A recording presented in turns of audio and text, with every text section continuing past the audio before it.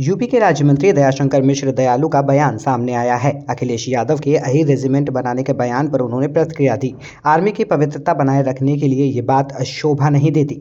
Army को जाति में बांटना ठीक नहीं है। साथ ही साथ दयाशंकर मिश्र ने कहा कि आर्मी में सिर्फ भारतीय सैनिक बनकर लोग शामिल हों, यही फख्र की बात है।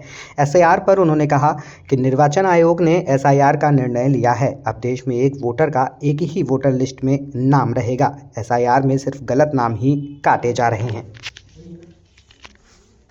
आजकल अखिलेश जी अहीर रेजिमेंट की आर्मी में मांग कर रहे हैं सर, क्या आर्मी भी जातिवाद से ग्रसित है? आर्मी की पवित्रता को बनाए रखने के लिए ऐसी बातें शोभा नहीं दे रही हैं। वाद से मुक्त रही है आज तक आर्मी, और आज भी आगे भी रहेगी। इस तरीके से जातियों में बांटना आर्मी के, मैंने कहा ना, उसकी शुचिता और उसकी पवित्रता ये दोनों बनी रहे। और हर देश के नागरिक को अधिकार है आर्मी में जाके देश की सेवा करने का। उसके लिए क्या जाति, क्या धर्म, क्या मजहब। तो हिंदुस्तान की आर्मी में सिर्फ भारतीय सैनिक, सिर्फ हिंदुस्तानी और भारतीय बन के लोग शामिल हो, ये हमारे लिए ज्यादा फख्र की बात है।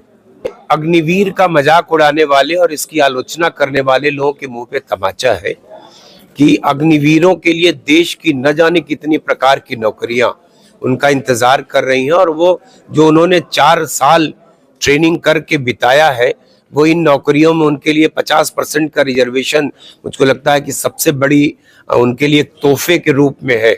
और इसके अलावा भी आने वाले भविष्य में सरकार, चाहे केंद्र की सरकार हो चाहे प्रदेश की सरकारों ने जो वायदा किया है कि अग्निवीरों का सबसे अधिक महत्व दिया जाएगा इस तरह की भर्तियों में, ये बहुत ही शुभ संकेत है।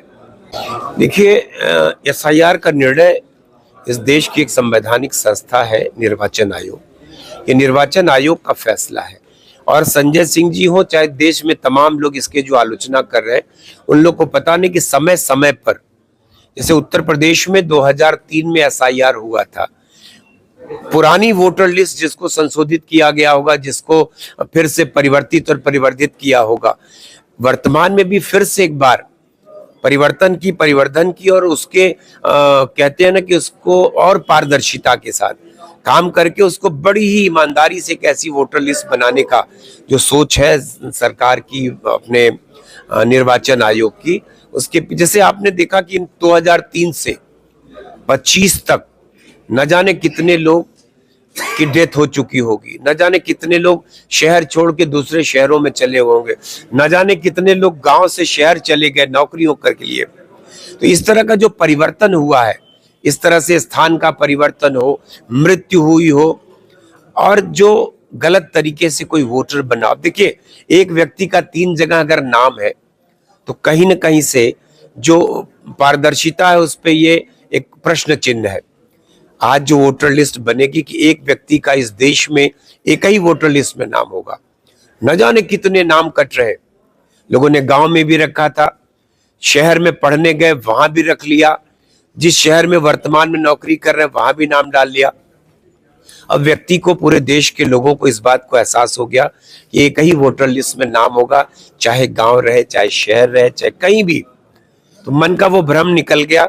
सबको पता हो गया कि वोटर लिस्ट का नाम बार बार रखना अच्छा नहीं है। तो ये सारी चीजों से जो वोटर लिस्ट में नाम कट रहे हैं, वो जो गलत नाम है वही कट रहे हैं। कोई ऐसा विषय देश में विपक्षी पार्टियां सियासत के लिए नहीं छोड़ती। नीतीश कुमार जी हमारे बहुत वरिष्ठ नेता हैं, और जो घटनाक्रम है उसमें उनकी मंशा को इस तरीके से, गलत तरीके से साबित करने का जो प्रयास हो रहा बहुत निंदनीय है। और मैंने कहा कि इस देश में विपक्ष को मुद्दों की सदैव तलाश रहती है, और हर विषय पर उनको नकारात्मकता के साथ उस विषय को वो परिभाषित करते हैं और प्रचारित करते हैं। इस तरीके से सार्वजनिक प्लेस में किया गया, तो जानकारी ये मिली कि जिस महिला का इलाज था वो नौकरी करना चाहिए। पता नहीं, हम लोग को बहुत जानकारी उसके बारे में नहीं है, लेकिन उसको अनावश्यक रूप से तूल नहीं देना चाहिए।